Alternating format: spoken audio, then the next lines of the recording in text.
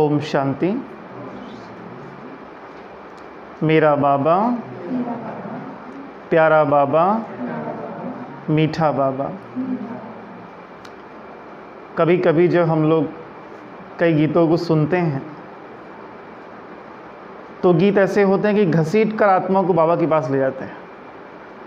अगर आत्मा कहीं भागना भी चाहे तो वो भाग नहीं सकती, उसे आत्मा को खींच करके परमात्मा तक पहुंचना ही होता है।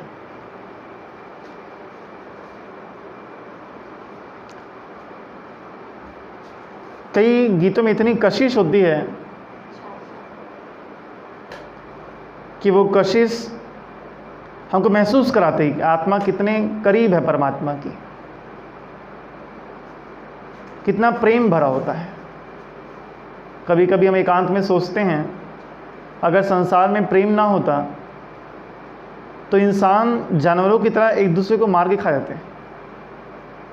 प्रेम का कितना महत्व है संसार में।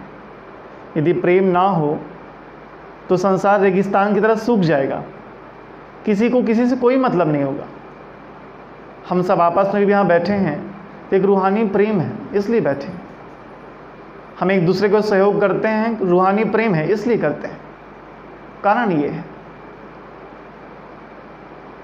एक बार भागवत में राधा और कृष्ण का संवाद चल रहा था और राधा कृष्ण के संवाद में कृष्ण ने कहा कि इस पूरे संसार में मैं व्याप्त हूँ, मेरे अलावा दूसरा कुछ नहीं है। तो राधा मुस्कुरा के कहती है एक चीज़ है, वो है प्रेम।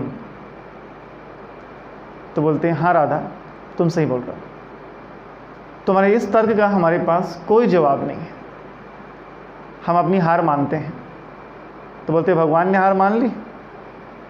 राधा मुस्कुरा के व्यंग्य करती है, भगवान ने हार मान ली। तो बोले हाँ राधा, एक प्रेम के आगे ही तो भगवान हारते हैं, एक प्रेम के आगे ही तो भगवान हारते हैं। प्रेम एक ऐसा बंधन है जिसे ना तो हम तोड़ सकते हैं और ना तो हम तोड़ना चाहते हैं।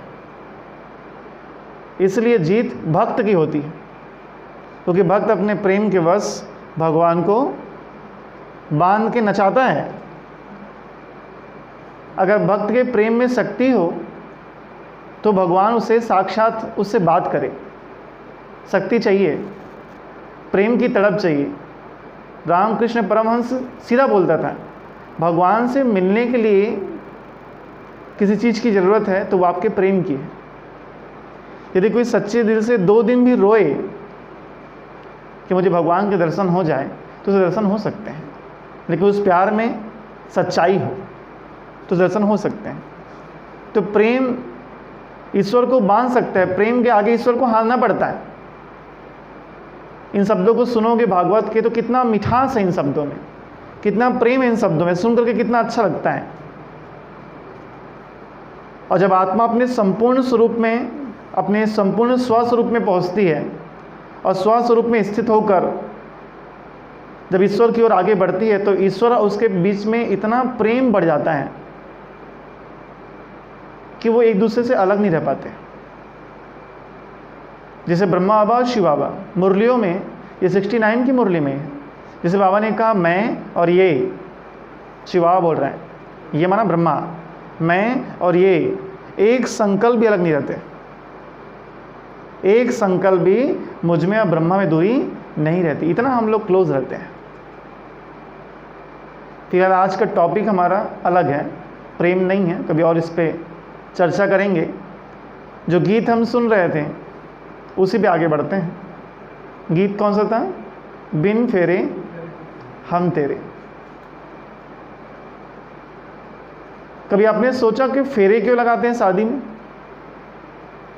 ये फेरे लगाने की प्रथा क्यों बन गई? क्या इसके पीछे बेसिक रीज़न है?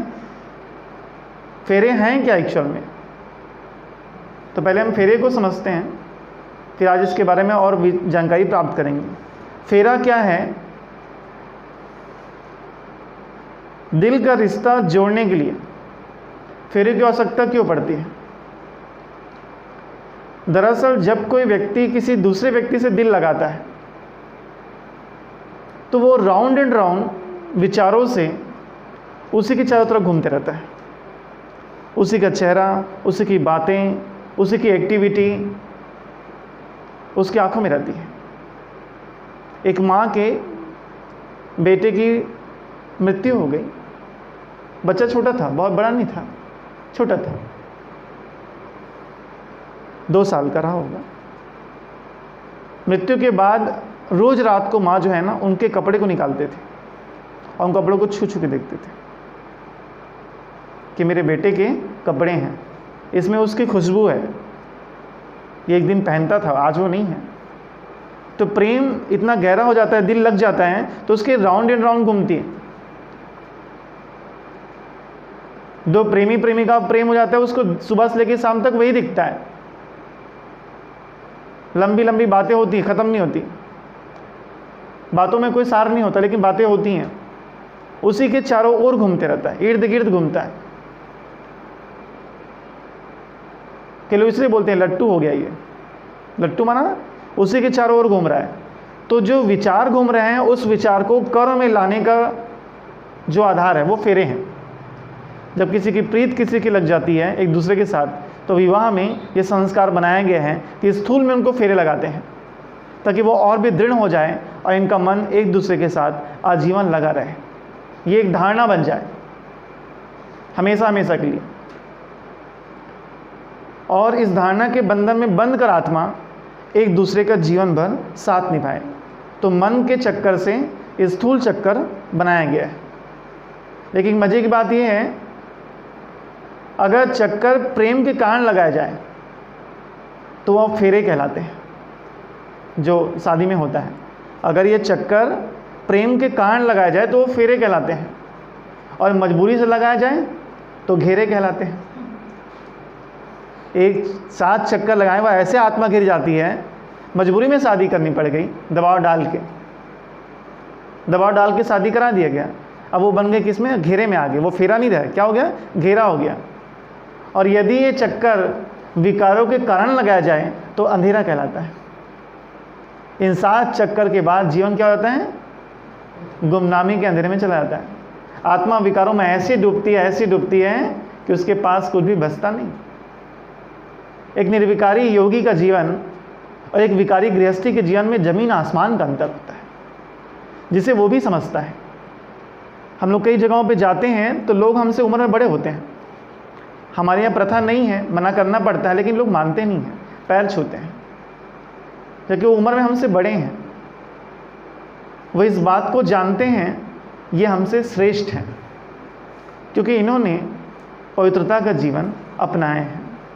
तो विकार में डूबी हुई आत्मा खुद ब खुद छोटी बन जाती है, और विकारों से ऊपर उठी हुई आत्मा संसार की तुलना में ऊपर हो जाती है।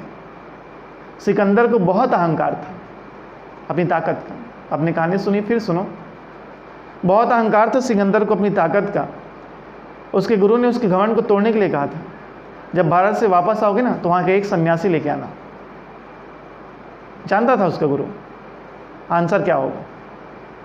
सिकंदर को बात याद थी, और जंगल में सफ़र करते हुए एक सन्यासी से मुलाकात हुई। उसने उससे निवेदन किया, आप मेरे साथ चलेंगे। सन्यासी तो ध्यान मग्न है। 1 बार 2 बार 5वें बार में गुस्सा गया, बोले अरे मूर्ख, तो जानता है तेरे सामने कौन खड़ा है, सिकंदर महान। उसके नाम के साथ जोड़ते थे ऐसा, सिकंदर महान। जानते हो तुम कौन हो मैं? सन्यासी आँख खोल के बोलता है हाँ, तुम मेरे गुलाम के गुलाम हो। कौन हो? गुलाम के गुलाम। और गुस्सा आता है उसको। फिर ये पूछता है कैसे? बोले मैं एक राजा था, मैंने धन संपत्ति को छोड़कर सन्यासी बना हूँ, तो धन संपत्ति मेरे गुलाम है, और तुम उसी धन संपत्ति के कारण मेरे देश में आए हो अपना देश छोड़ के, तो तुम उस धन के गुलाम हो, इसलिए तुम मेरे गुलाम के गुलाम हो। उसके बाद समझ में आ गई। तो कोई भी विकार व्यक्ति को खुद ब खुद छोटा बना देता है। तो ये कुछ फेरे की अलग अलग स्थितियां हैं जो अलग अलग मायने प्रदर्शित करती हैं। अब हम आते हैं संगम युग पर। संगम युग पर फेरे जो लगाते हैं वो 2 प्रकार के होते हैं। संगम पर 2 प्रकार के फेरे हैं, एक फेरा माया का, एक फेरा बाबा का। किसका फेरा? एक फेरा माया का और एक फेरा बाबा का। बाबा के फेरे हम जानेंगे, पहले हम माया के फेरे को जानते हैं, जानने का प्रयास करते हैं। है तो विशाल, इसको मैं 3-4 शब्दों में व्यक्त कर दूं, आसान नहीं है। माया का फेरा क्या है और बाबा का फेरा क्या है। जब कोई आत्मा भगवान के पास पहुंचती है ना, कितना अनंत प्यार होता है उसको। दुख के चौके होते हैं बस मुश्किल से, जो शायद डाउटफुल होकर के ज्ञान में आते हैं, लेकिन जब कोर्स होता है ना तो लगता है वहाँ मेरे भाग्य मुझे मिले भगवान, झूम रहा मेरा मन। इतना अच्छा लगता है सेंटर।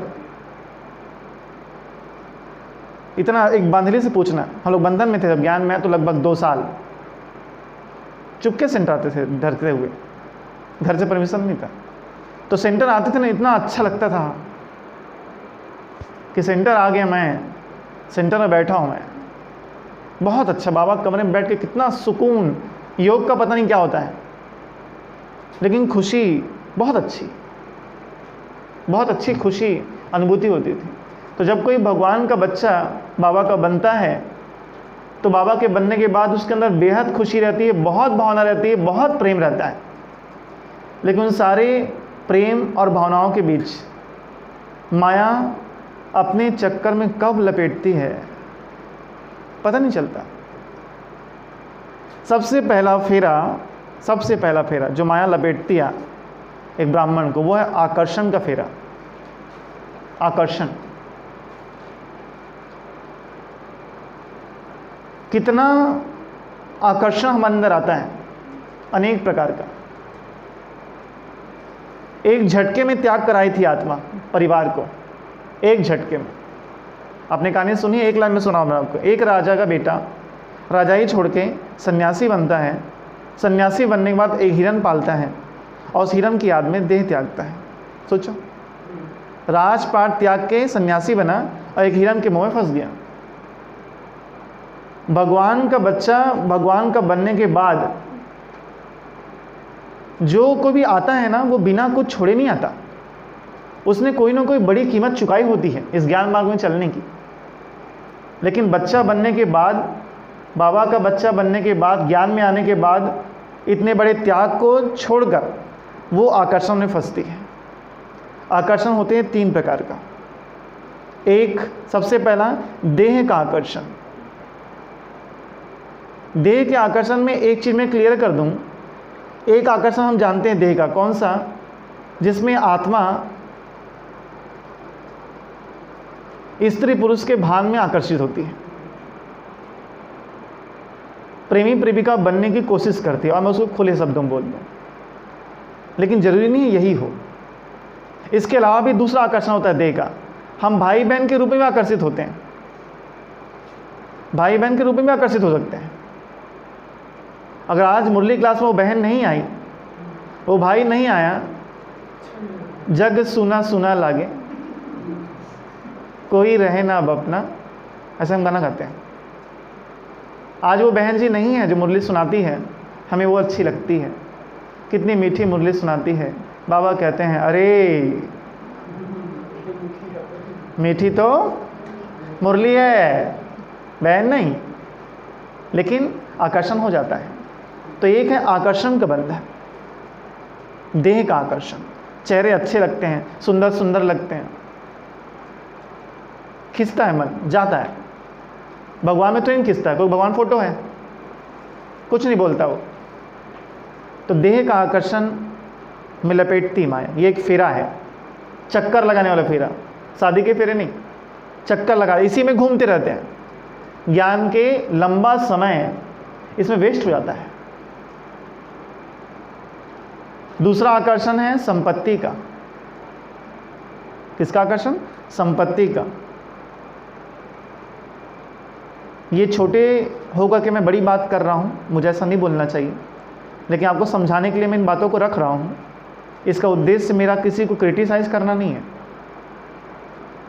घर छोड़ा, मम्मी छोड़ा, पापा छोड़ा, यहाँ आकर के मैं सेंटर की पोजीशन को लेकर के सेंटर की संपत्ति को लेकर के मैं झगड़ा करूं, क्योंकि ये मेरे सेंटर की संपत्ति है, तेरे सेंटर की संपत्ति नहीं। ये सेवा में नहीं जाएगी क्योंकि ये मेरे सेंटर की है। बड़े बड़े सेंटर बनाने के लिए, संपत्ति बनाने के लिए तेरा एरिया और मेरा एरिया, सही छोड़ने के बाद एरिया नहीं होता, परमधाम में एरिया नहीं होता, लेकिन हम यहाँ एरिया की लकीरें खींचते हैं, पहले धरती पर फिर दिल में। पहले धरती में बनाते हैं फिर दिल में बनाते हैं, बताते हैं कि तुम इस सेंटर के हो, तुमको उस सेंटर में अगर तुम गए ना तो इस श्रीमत के खिलाफ, ऐसा नहीं बोलते हैं, उसको थोड़ा सा पेंटिंग करके बताते हैं, ये श्रीमत के खिलाफ है। संपत्ति का आकर्षण, हम प्रॉपर्टी बनाने में भिड़ जाएं यहाँ करके, यहाँ तो लगाना है, लेना नहीं, देना है। संपत्ति का आकर्षण हो जाता है, बुद्धि चली जाती है। एक सेंटर की बहन जी दूसरे सेंटर की बहन जी देखती है, उसका सेंटर बहुत संपन्न है, कंप्यूटर है, फ्रिज है, एसी है, बड़ा हॉल है, टाइल्स लगा है, प्रोजेक्टर है, अच्छे अच्छे वीआईपी भाई बहनें हैं। ऐसा मेरा भी होना चाहिए, ऐसा मेरा भी होना चाहिए। यह आकर्षण होता है, और यह आकर्षण, कोई भी आकर्षण अगर आपके अंदर है तो आप परमात्मा आकर्षण में नहीं आओगे, लेकिन ये फेरे में माया डाल के आपको ऐसे चक्की में डाल के चूर चूर कर देती है। आपको मैं बताना नहीं चाह रहा था, बात रख रहा हूँ मैं। कितनी विचित्र बात है, सूरज भाई जी की भट्टी है। हम लोग तो पागलों की तरह ज्ञान योग के पीछे भागते चले आ रहे हैं। हमको जानकारी मिल गई सूरज भाई जी की भट्टी है, मैं सौरभ भाई लटक के ट्रेन में पहुंच गए। मैं कैसे बोलूँ स्थान का नाम, नहीं बता सकता। वहाँ चले गए, और वहाँ जब गए खाना भी नहीं खाए थे हम लोग, कलर ड्रेस में थे, वाइट ड्रेस बैग में था, और देर ना हो जाए बोल के वाइट ड्रेस नहीं पहने, दौड़ते दौड़ते क्लास शुरू हो गया था, जा रहे थे, सामने रोका गया। कैसे, कहाँ से आए? बिलासपुर से। किस जोन से? सोचने लगे थोड़ा देर, क्या बोलें, पता होता इनका जोन कौन सा है तो ही नाम लेते, लेकिन नहीं पता था, उस समय तो नए थे। कुछ और बोल दिया, उन्होंने कहा चुपचाप वापस चले जाओ, हमने आप लोगों को नहीं बुलाया है, हमने आप लोगों को नहीं बुलाया है। ऐसा तो किसी नॉन बीके के साथ भी व्यवहार नहीं होता। एक नॉन बीके सेंटर में आ सकता है, लेकिन बीके नहीं आ सकता, क्योंकि एरिया का बाउंडेशन है ना। क्या आत्माएं दुआएं प्राप्त कर लेंगे? क्या आत्माएं दुआएं प्राप्त कर लेंगे? नहीं करेंगे। तो ये संपत्ति का आकर्षण है जो आत्माओं को बांधकर भगवान से बहुत दूर ले जाती है, और उनके चक्कर में अनेक आत्माएं वंचित हो जाती हैं, और वो आत्मा उसका पाप भोगती हैं, बचती नहीं है। तो दूसरा आकर्षण है संपत्ति का, और तीसरा आकर्षण है साधन का। संपत्ति में साधन इंक्लूड है, फिर भी बोलना पड़ता है। साधन का आकर्षण, साधन माना खास उसमें हिट लिस्ट में मोबाइल का ही नाम आता है। साधन का आकर्षण, ये सारे साधन, चाहे गाड़ी घोड़ा बंगला, चाहे मोबाइल हो, ये आपको कहीं ना कहीं शिव बाबा से दूर ले जाते हैं। कई बार हम योग में ईयरफोन लगा के बैठते हैं और बाबा घूर के देखता है, बोले इसको निकाल के बात किया कर। कई बार तो बाबा ने डायरेक्ट कह दिया, तुमको जितना गाना सुनना है योग से पहले सुन लिया करो, यहाँ बैठते हो तो मेरी सुना करो। हम योग में इसलिए गीत नहीं चलाते हैं, वो तो संगठन में है, कोई धरती को सकाश दे रहा है तो हम चला देते हैं, ठीक है, किसी नींद ना आए करके। लेकिन हम अपना बैठते हैं तो गीत नहीं चलाते हैं, एकांत बैठते हैं। अगर आसपास आवाज़ नहीं है तो मेडिटेशन म्यूजिक भी नहीं चलाते, ताकि क्लियर हम बाबा की बातों को सुन सकें। तो ये साधन भी आपको कहीं ना कहीं, देखो ये मैं और हम, ये शब्द भगवान को पसंद नहीं है, मैं में वो आ जाए।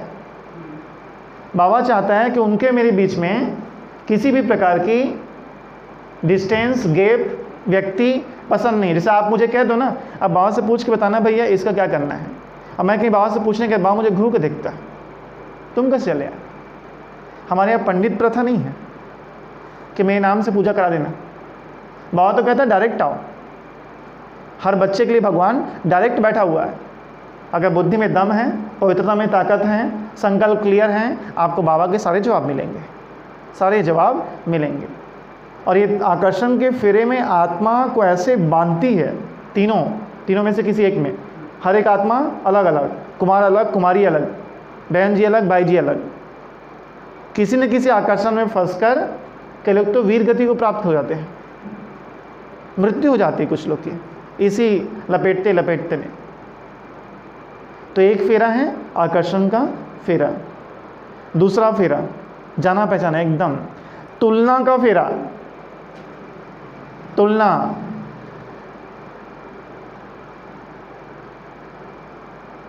एक इंग्लिश राइटर ने एक लेसन में एक लिखा हुआ है, एक सेंटेंस है, comparison is the cause of grief. Comparison is the cause of grief. Hindi होता है तुलना दुख का कारण है। जब तक हम सेवा में अकेले कर रहे थे ना, तब तक तकलीफ नहीं थी। लेकिन हमने देखा जब हम खाना बनाते हैं तो कोई नहीं आता, तो जो दूसरा खाना बनाएगा तो मैं क्यों जाऊं।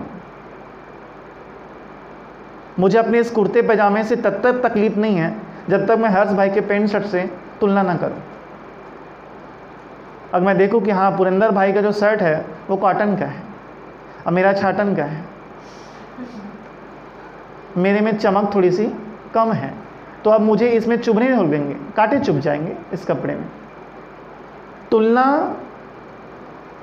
आत्मा को ऐसे गिराती है कि अपनी प्रतिष्ठा खो बैठता है। तुलना में क्या होता है, पहले व्यक्ति तुलना करके पुरुषार्थ करता है उससे आगे बढ़ने का।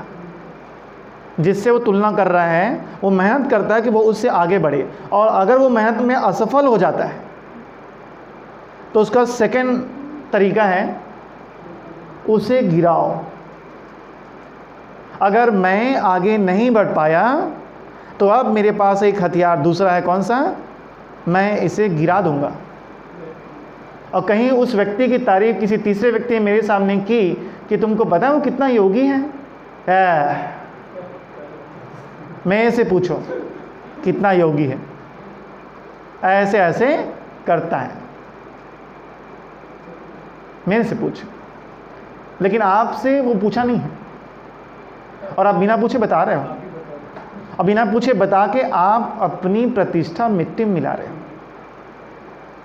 जब आप किसी की कमी कमजोरियों का वर्णन करते हो तो अपना सम्मान खत्म करते हो। एक योगी व्यक्ति से आदमी ये एक्सपेक्ट नहीं करता कि वो किसी की निंदा करेगा, लेकिन आपने ईर्ष्यावश अब तक की बनाई गई अपनी इमेज को खत्म कर दिया ना। तो तुलना आपको आपकी प्रतिष्ठा से नीचे ले आता है। और अब अनेक ब्राह्मण आत्माएं इसके राउंड एंड राउंड चक्कर लगाती रहती हैं लंबा समय। तो तुलना दूसरा फेरा है। तीसरा फेरा ये सब जानते हैं, वो है काम का फेरा। इससे पहले आकर्षण में हमने बात की थी, लेकिन आकर्षण और काम विकार में अंतर है। आकर्षण में गंदे कर्म करने की इच्छा नहीं होती, बस बात करके संतुष्टि मिल जाती है, साथ में बैठकर हंस बोलकर संतुष्टि मिल जाती है आकर्षण में। लेकिन काम विकार में ऐसा नहीं होता। काम का फेरा एक बार जिसको अपने लपेटे में लेता है, तो जैसे वो होते हैं ना चरसी लोग होते हैं, और चरस लिए भी ना उनको चैन नहीं मिलता, ऐसे छटपटाने लगते हैं, बिस्तर में लेटते हैं, थोड़ा एक पुड़िया, थोड़ा सा इतना सा दे दो। ऐसे ही कामी व्यक्ति काम के फेरे में अगर योगी आ जाए तो वो फेरा में क्यों बोले, ध्यान सुनो। यहाँ काम का फेरा का मतलब काम विकार में डूबना नहीं है, काम विकार का टेस्ट लेना है, चखना है। डूबते नहीं हैं, शादी नहीं करते, सीधे शब्दों में बोलता हूँ, विकारी नहीं बनते, लेकिन गंदे वीडियो देखने में बड़ा अच्छा लगता है, कोई गंदी बातें बताए अच्छा लगता है, गंदे लेख पढ़ने का शौक होता है। अभी तो प्रतिज्ञा की थी नए साल में और बाद में फिर वही। तो ये एक ऐसा घाव है जो न ठीक होता है, न मिटता है और न बढ़ता है। आप विकार में नहीं डूबोगे, आप काम विकार के थामे नहीं चले जाओगे, क्योंकि आपका देवत्व आपको जी देगा। हमारे अंदर देवत्व है जो आपको बार बार रोक देगा, दरवाजे में जाकर आपको पकड़ लेगा, नहीं तुझे विकार में नहीं जाना है। आप जाओगे नहीं, लेकिन टेस्ट लेते रहोगे। ये समझो कि नाली के किनारे बैठे रहोगे, उसकी दुर्गंध आती रहेगी और योगी बनने का प्रयास जारी रहेगा। और इस विकार में इस फेरे में पड़ने वाली आत्मा, टॉप की आत्मा सेकंड डिवीजन में पास होती है। उसके पास सारे गुण हैं, त्यागी है, तपस्वी है, सेवाधारी है, वह भी उसकी होती है। वो हर तरह से टॉप में आने के योग्य था, लेकिन जैसे एक बच्चा बहुत बुद्धिमान हो लेकिन हैंडराइटिंग खराब हो, स्मरण शक्ति तेज हो, हैंडराइटिंग खराब हो, नंबर नहीं आते। वैसे सारी योग्यता हैं, लेकिन काम विकार का टेस्ट लेने का बड़ा शौक है। दृश्य, कार्टून, कहावतें, दो लोग इनलीगल बात करो, छुप के सुनो, वो याद करो, कुछ व्यंग, ये सब चीज़ें आपको फर्स्ट डिवीजन से सेकंड डिवीजन में लाके पटक देती हैं। विनाश होगा तो आप पतित नहीं कहलाओगे, ये गारंटी है, क्योंकि आप कभी विकार में गिरे नहीं।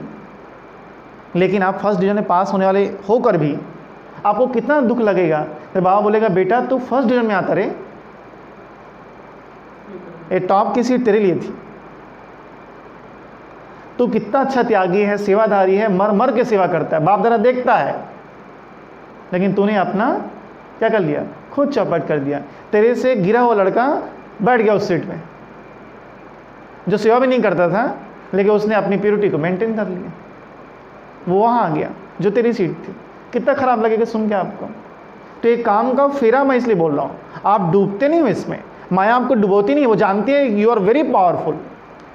इतनी औकात नहीं है मेरी कि मैं इसको विकार में घसीट दूँ, लेकिन सुंघा सुंघा कर, टेस्ट दिला दिला कर आत्मा को कभी भी मजबूत बनने देती है। घाव शरीर भर रहता है। अश्वत्थामा को श्राप था ना, उसके घाव कभी मिटेंगे नहीं। अश्वत्थामा को श्राप दिया था कृष्ण ने भागवत में, तुम्हारे घाव कभी भी भरेंगे नहीं। वैसे माया भी ये श्राप देती है, तुम्हारे घाव कभी भरेंगे नहीं, तुम दर्द में रहोगे। तो यह है काम का फेरा, तीसरा नंबर मेरे ख्याल से, है ना। चौथा है बड़ा फेरा। बड़ा फेरा, बड़ा फेरा माना साइज में नहीं, बड़ा बनने की कोशिश, बड़ा बनने की कोशिश। बड़ा फेरा माना स्वयं को बड़ा बनाने का भरकस प्रयास करना, चाहे सिद्ध करके चाहे जिद करके, लेकिन मुझे अपने आप को बड़ा बनाना है, लोग मुझे बड़ा समझे,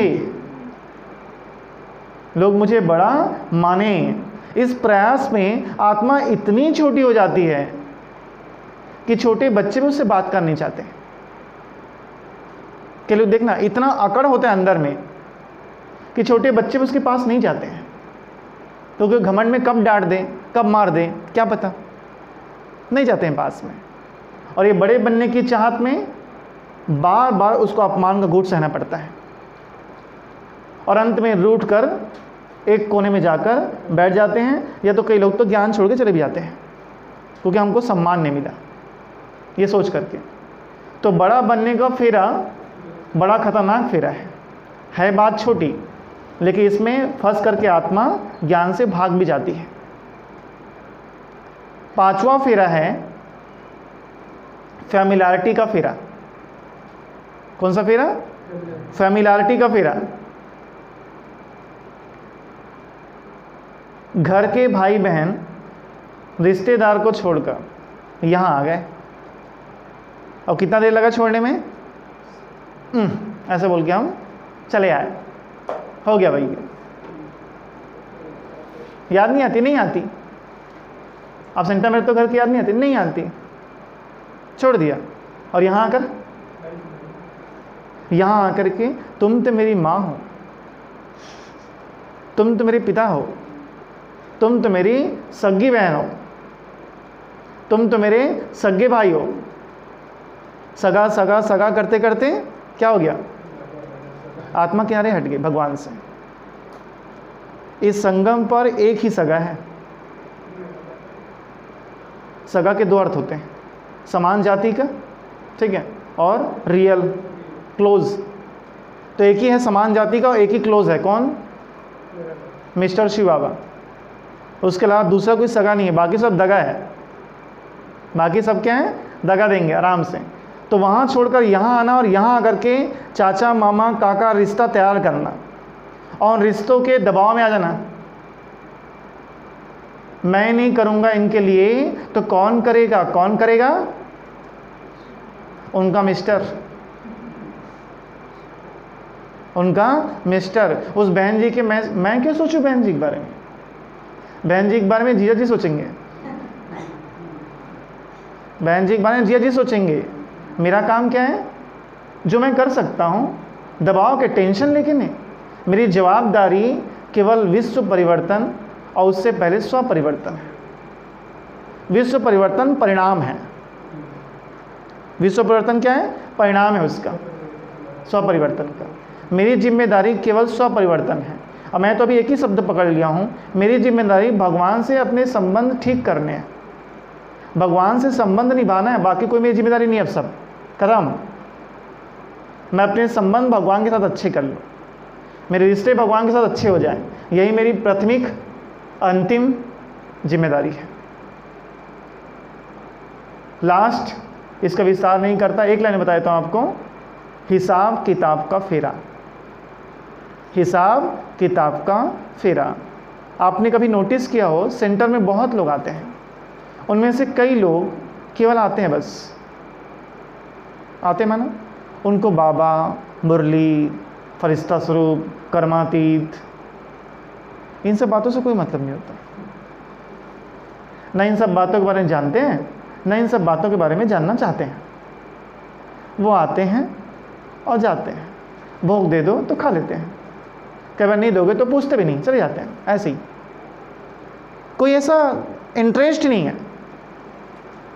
क्यों का जवाब इतना ही है, हिसाब किताब है। हिसाब किताब है अपने आप।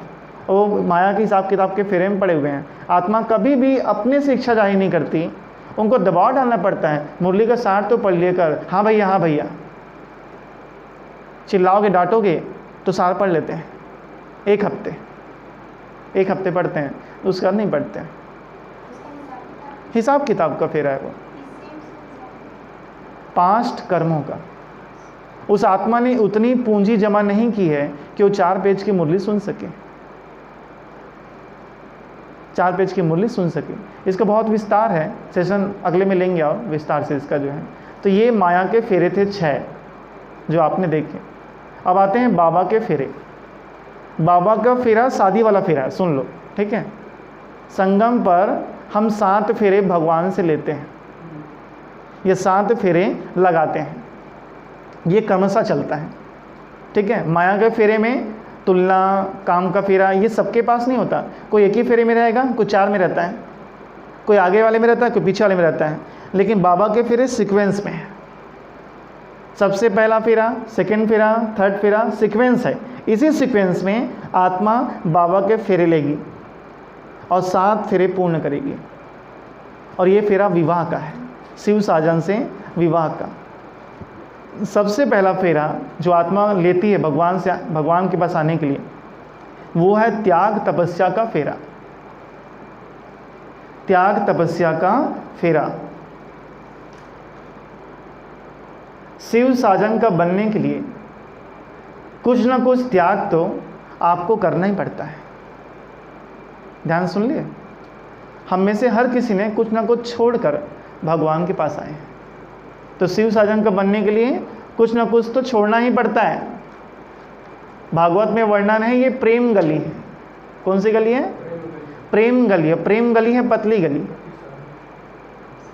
पतली गली, ठीक है। यहाँ रावण की दुनिया की एक सुई भी आप लेके आओगे ना तो फंस जाओगे, और आत्मा आगे नहीं बढ़ पाती है क्योंकि उससे छूटती नहीं। बंदर जानते ना, बंदर को पकड़ने का एक ट्रेडिशनल तरीका है, एक सुराही में चने रखे जाते हैं और बंदर जब हाथ घुसाता है तो हाथ घुसता है उसमें, और मुट्ठी बांध के जब निकालता है ना तो नहीं निकलता, क्योंकि सुराही का मुंह ऐसे ही रहता है। तो फिर छोड़ता है, निकाल के देखता है निकल गया, फिर घुसाता है और निकालता है। उतने में आके लोग धनाधन धुलाई कर देते हैं उसकी, पकड़ा जाता है बेचारा। ये योगियों की निशानी आपके तारों में। कितने बाबा के बच्चे क्या कर रहे हैं, मुट्ठी चने छोड़ते हैं, निकाल के देखते हैं, फिर घुसाते हैं, फिर पकड़ते हैं, और उतने में मृत्यु आ जाती है, उतने में मौत आ जाती है। कितने लोग कोरोना में सही छोड़ दिए, जो चने निकालते रह गए बेचारे, भगवान तक नहीं पहुंच पाए। तो यहाँ आपको त्याग करना ही पड़ेगा। आप बुद्धि में बिठा लो, इंसान और भगवान दोनों में से एक ही मिलेगा। सुने, इंसान और भगवान दोनों में से एक ही मिलेगा, चॉइस आपकी है। तो जब व्यक्ति ये ठान लेता है, योगी ठान लेता है कि मुझे भगवान नहीं इंसान चाहिए, तब वो भगवान शिव साजन के साथ पहला फेरा लेता है, उसकी शादी का पहला फेरा शुरू होता है। समझा? दूसरा फेरा जो बाबा ने संगम पर बनाए हैं वो है ज्ञान का फेरा। कौन सा फेरा? ज्ञान का फेरा। मैं अगले वाले फेरे में एक लाइन आपको क्लियर कर दूं। त्याग तपस्या मैंने कहा, त्याग मैंने समझा दिया। तपस्या क्या है? जो आपने त्याग किया है उसको दोबारा नहीं लेना, वापस ना लेना ही तपस्या है। मैंने जो छोड़ दिया उसको एक्सेप्ट नहीं करना ही तपस्या है। ये तपस्या पहले फेरे में आता है। दूसरा फेरा है ज्ञान का फेरा। ज्ञान का फेरा माना मुरली अच्छी लगती है मुझे बहन जी, ऐसे संगठन में बोलना पड़ता है, चार लोग के बीच में ऐसा बोलना पड़ता है। भले मुरली क्लास में बीचे झमाझम छोया जाए, मुरली चल रही है। मैंने देखा एक माता जी पूरे मुरली भर धरती को सकाश दे रही है, एकदम गहरी लवलीन अवस्था में है। मुरली ख़त्म होने के बाद कहते हैं अच्छा लगा बहन जी मुरली आज की। मैं भी समझ नहीं पाया अच्छा क्या लगा उसमें, अच्छा क्या लगा उसमें। अब मुरली और अमृत मेरा तो खाने सोने के दो खास टाइम है, जिस टाइम पे आपको बहुत गहन नींद आती है। आप ध्यान देना, जो स्टूडेंट है जानते हैं, जब एग्ज़ाम आता है ना, बोर्ड एग्ज़ाम, कॉलेज के एग्ज़ाम, तो अगर मान लो जैसे कल आपका पेपर है ना, आज आपको इतनी नींद आती है और आप 6 घंटे लगातार सो सकते हो। 6 घंटे लगातार इतनी नींद आती है। और ध्यान रखो, जब योग में मुरली में नींद आए ना तो एग्ज़ाम है जीवन का। एग्ज़ाम, कठिन एग्ज़ाम जीवन में आने वाला है, और माया चाहती है तुम हार जाओ और दांत दिखा के हंसे। इसलिए आपका ज्ञान योग कमज़ोर कर रही है, क्योंकि इस परिस्थिति के वश होकर जब ये हारेगी तब किसके शरण में आएगी?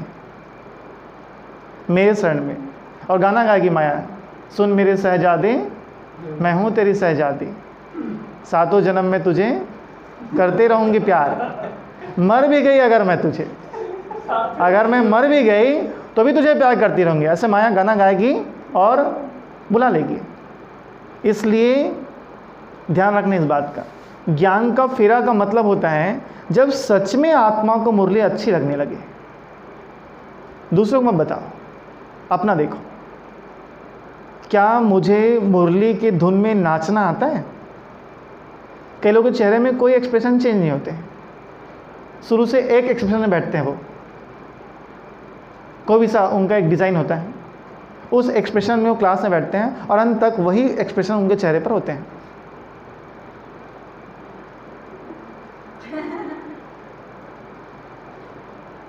आंखें बिल्कुल सीधी हैं, शरीर बिल्कुल सीधा है, मुंह बंद है, रीढ़ की हड्डी सीधी है, बगल वाले को लग रहा है बहुत एकाग्र हैं, लेकिन ऐसा कुछ नहीं है। बाबा जैसे जैसे लहराए वैसे लहराना चाहिए। जब बाबा हंसाए तो हंसना चाहिए, जब बाबा एहसास कराए कि तुमने ये गलती की है तो एहसास होना चाहिए। लहराना, लहराए मुरली में। बाबा कहते हैं कि जब डांसिंग गर्ल को वंस मोर बोलते हैं ना, तब वो नाचती है।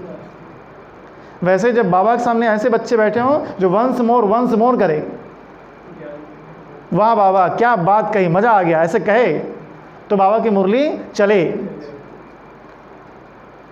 अगर साकार बाबा के सामने कोई सामने बैठा है और उसके चेहरे पे एक्सप्रेशन नहीं आया, बाबा बोलते किस बुद्धू बैठा सामने,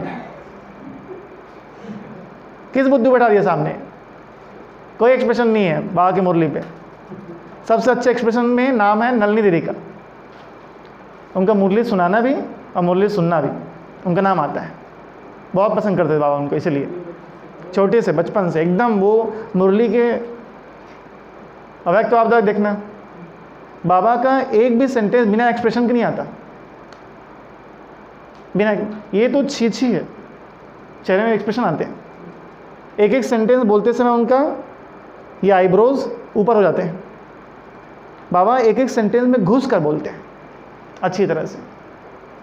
तो मुरली में जब आत्मा लहराने लगे ना, तब समझ जाना कि हाँ, अब मैं इस ज्ञान मार्ग का दूसरा फेरा ले रहा हूँ, विवाह का दूसरा फेरा चालू हो गया है, मैं वहाँ पहुँच गई हूँ। ये क्रमशः ही होगा, ये त्याग के बाद ही होगा, त्याग के बाद ही होगा, पहले नहीं हो जाएगा।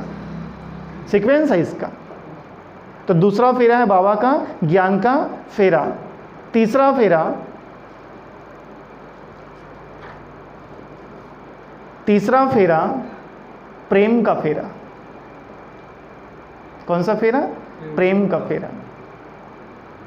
ज्ञान और विज्ञान की बात शायद किसी की समझ में आती हो या ना आती हो, लेकिन प्रेम में तो सब पास है। और जब आत्मा इस फेरे में पहुंचती है ना, तब वो खोया खोया रहता है, खोया खोया हो जाता है। आत्मा ऑटोमेटिक शायरी करना शुरू कर देती है, आत्मा ऑटोमेटिक कविता बनाने लगती है, नाचने लगती है। अब गीत अच्छे लगते हैं, बिना प्यार हुए गीत का आनंद थोड़ी आता है। जब प्रेम होता है ना, तो बाबा के गीत चलते हैं। ओ बाबा नैन तेरे उड़न खटोले, बैठ जिसमें मनवा मेरा खुशियों में डोले। आत्मा नाचती है। मुझे वो गीत बहुत पसंद है, मेरा बाबा आत्म पंछी गाए रे, इन नैनों को तेरे सिवा कोई और नहीं भाए रे। कितना प्यार दिया बाबा भर के अपनी बाहों में। कितने सुंदर गीत हैं ये, कितने सुंदर गीत हैं। तो जब आत्मा ज्ञान के बाद तीसरे फेरे में पहुंचती है, आत्मा प्रेमी बन जाती है परमात्मा की। बाबा का चेहरा, बाबा की बातें, बाबा की मुरली, बाबा की सेवा इतना अच्छा लगता है, प्यार में सब कर देते हैं, पता भी नहीं चलता। और जब ये अनुभव होने लगे कि अब योग प्रेम में बदल गया है, तो समझ लेना तीसरा फेरा पहुंच गया। आत्मा शिव साजन से शादी करने के लिए तीसरे फेरे में पहुंच गई है। अपना चेक करो, समय को देख के मैं शॉर्ट करता हूं इसको। चौथा फेरा है सेवा का फेरा। कौन सा फेरा? सेवा का फेरा। शिव साजन को वो सजनी चाहिए, सुन लो ध्यान से।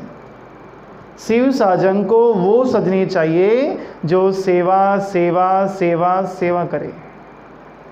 क्या करे? सेवा सेवा सेवा करे। जो उसके घर को संभालने में दक्ष हो, जिसको पता हो कि सेंटर मैनेजमेंट क्या होता है, सामान्य दिन में, कार्यक्रम के दिन में किस प्रकार से हैंडल करना है। बाबा को वो सजनी चाहिए जो उसके अड़ियल बच्चों को संभाल ले। अकड़ू से अकड़ू बच्चे आ जाए, झकड़ू बच्चे आ जाए, झकड़ू माना झगड़ा करने वाले, लेकिन उसको हैंडल कर ले, हैंडल कर ले आत्माएं जो है। ऐसी सजनी भगवान को चाहिए।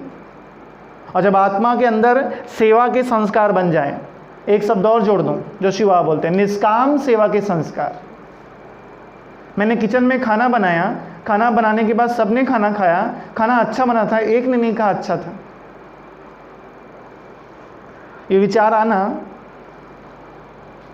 आना अभी सेवा का फेरा नहीं पहुंचा है। निष्काम सेवा, मैंने खिला दिया ना।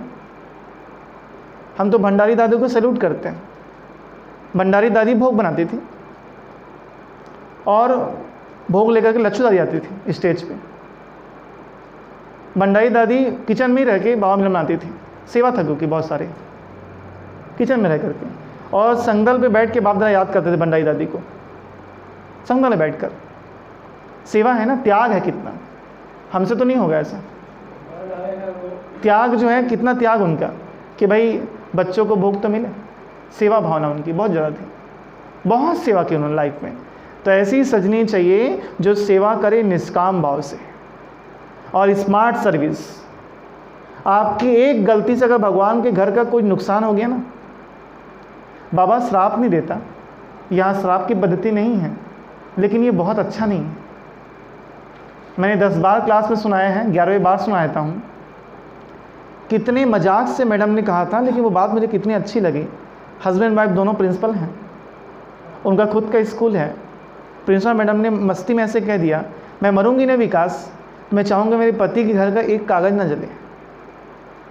अगर मैं खुद को आग लगा के मर जाऊँ किसी कारण से, तो मैं इसका ध्यान रखूँगी मरते समय कि एक कागज़ ना जले। इसको बोलते हैं प्रेम, इसको बोलते हैं सेवा। आप ध्यान रखो, आपके कारण बाबा के घर का एक पैसा नुकसान ना हो। एक पैसा, मुझे तो पता ही नहीं था, तो किसको पता होगा? पता नहीं है तो पता करो, नहीं आता सीखो, सबको सीखना पड़ता है। सेवा आपके हाथ में सौंपी गई, सेवा बहुत अच्छी होनी चाहिए, स्मार्ट सर्विस। तो वो सजनी चाहिए जो सेवा सेवा सेवा करे। और जब दिल में सेवा सेवा सेवा बजने लगे तो आपने चौथा फेरा पूर्ण कर लिया। जान लेना, चौथा फेरा पूर्ण कर लिया। और 5वां फेरा है नष्टो मोहा का फेरा। कौन सा फेरा? नष्टो मोहा। सेवा करते करते आत्मा 5वें फेरे में पहुंच जाती है, उसे इस संसार की कोई भी चीज़ में आकर्षण नहीं रह जाता। लेकिन मैं यहाँ नष्टो मोहा का एक अलग लाइन में अर्थ बता रहा हूँ। नष्टो इच्छा और नष्टो अपेक्षा। जब मेरे मन में इस संसार के किसी व्यक्ति से कोई आशा कोई अपेक्षा नहीं रह जाएगी, तो उसे बाबा कहते हैं नष्ट मोह। नष्ट मोह को ये नहीं कोई मरे मुझे दुख ना हो, मेरी अपेक्षाएं नहीं हैं तो मैं नष्ट मोह बन चुका हूँ। और अपेक्षाएं हैं तो मोह है, क्योंकि जहाँ मोह होता है वहीं अपेक्षाएं पैदा होती हैं। आप ये चेक करो मेरे अंदर अपेक्षाएं हैं कि नहीं है, चेक करो गहराई से। और यदि अपेक्षाएं संसार समाप्त हो गई तो आपने फर्स्ट क्लास 5वें फेरे में प्रवेश कर लिया है, बस 2 कदम दूर। और 6वां फेरा है, ये अंतिम फेरा एक्चुअल में 7 होते हैं, मैं आपको 6 बता रहा हूँ, 7वां आपको फ्री में मिलता है, आगे सुनेंगे कैसे। 6वां फेरा है अव्यक्त अशरीरी विदेहीपन का फेरा। लिख लो, अव्यक्त अशरीरी विदेहीपन का फेरा। आत्मा प्रेम करते, सेवा करते, त्याग तपस्या करते करते एक समय इस संसार से ऑटोमेटिक उसका मन डिटैच हो जाता है। उसे कोई पुरुषार्थ नहीं करना पड़ता, ना कोई अच्छा लगता है, ना किसी बात में मन जाता है, एक ही संकल्प रहता है बाबा। आत्मा बैठे बैठे सही से डिटैच रहती है। जैसे दादियों की अवस्था थी ना, गुलजार दादी डिटैच है बैठे बैठे। कोई ऐसा मेडिटेशन म्यूजिक नहीं चलाया गया, किसी ने कमेंट्री नहीं कराई, अगल बगल के लोगों को ये भी नहीं बोला चुप हो जा, बैठी है आत्मा और डिटैच है। उनको घसीट घसीट के नीचे लाना पड़ता है। दादियों से जानबूझ के बात करते थे, उनको खिलौना दिखाते दादी को, दादी ये देखो ये गुड्डा है, ये हाथी है, नीचे लाने के लिए डिटैच। आत्मा 6वें फेरे में पहुंचती है, ऑटोमेटिक अव्यक्त होती है, कोशिश नहीं करना पड़ता। लेकिन इसको क्रॉस करते हुए आते हुए, फर्स्ट में नहीं होता ये ऐसा, फर्स्ट डे नहीं हो जाएगा आपको। ये क्रॉस करते करते करते करते आत्मा, इन सब लाइनों में दुआएं होती हैं ना, उन दुआओं को प्राप्त करके आत्मा टोटल विदेही हो जाती है, उसे कोई मेहनत नहीं करना पड़ता। ये एक्चुअल में अवस्थाएं हैं जो मैंने आपको 7 फेरे में बताए। तो अव्यक्त अशरीरी विदेहीपन का फेरा ये अंतिम फेरा है। आत्मा को विदेही स्थिति में पहुँचे बिना विवाह संपन्न नहीं होता, क्योंकि जो साजन है वो संपूर्ण विदेही है। जिसके साथ आपको जाना है हाथ पकड़ के, वो कैसा है? संपूर्ण विदेही है। और आत्मा को संपन्न बनने के बाद उसी साधन के साथ निकलना है। और जब ये मिठाई, शांति की मिठाई, अव्यक्त स्थिति की मिठाई खा लेती है तो शादी संपूर्ण हो जाती है। तो मैंने आपको 7 कहा था, लेकिन यहाँ 6 फेरे हुए। एक फेरा होता है जो किसी को लेना नहीं पड़ता, वो लिए हुए आते हैं, सब लिए हुए आते हैं, किसी भी आत्मा को लेना नहीं पड़ेगा। वो फेरा है पुराने रिश्ते का फेरे, पुराने रिश्ते का फेरा। एक बात ध्यान में रखना, हमारा और भगवान की जो मुलाकात हुई ना, अभी हमारी भगवान से मुलाकात हुई है, ये पुरुषार्थ नहीं है, प्रारब्ध है। ये क्या है? प्रारब्ध है। हमने पुरुषार्थ भक्ति में किया था, द्वापर में बहुत भक्ति की थी, उस भक्ति के परिणाम स्वरूप हमको ये प्राप्त हुआ है। तो भगवान का मेरा रिश्ता आज का नहीं है। मैं सन 2003 में ज्ञान में आया हूँ, तो सन 2003 से मेरा रिश्ता शुरू नहीं हुआ है। मेरा रिश्ता तो वहाँ से था, मेरा चक्कर वहाँ से चल रहा था, फेरे मैंने यहाँ लिए, चक्कर तो वहाँ से चल रहा था, हम दोनों का आपस में फेरे यहाँ लिए। तो ये 7वां और अंतिम फेरा किसी को लेना नहीं पड़ता, वो सबका रहता है। और इसी एक फेरे की वजह से कोई भी आत्मा ज्ञान से भाग नहीं पाती, भाग नहीं पाती, और भागती है तो फिर आती है, क्योंकि आत्मा अंदर से बहुत गहराई से जुड़ी है शिव बाबा से, बहुत गहराई से, हर आत्मा। तो ये 7 फेरे हैं संगम पर भगवान के। ये 7 फेरे लेकर के आपको अपने इस विवाह को संपन्न करना है। और जब तक ये 7 फेरे नहीं हुए हैं, तब तक गाना गाते रहो, बिन फेरे हम तेरे। हम 7 फेरे नहीं लिए तो क्या हुआ बाबा? हैं तो तुम्हारे, जो हूँ जैसी हूँ तुम्हारी हूँ। बाबा बोलते हैं वो तो ठीक है, वो तो ठीक है, लेकिन जो हो जैसे हो, मेरे बनने के बाद तो बदलो, मेरे बनने के बाद तो बदलो। और अगर आपने भगवान से संगम पर आकर शादी नहीं की ना, तो आपका जीवन व्यर्थ है, डोंट माइंड, ठीक है।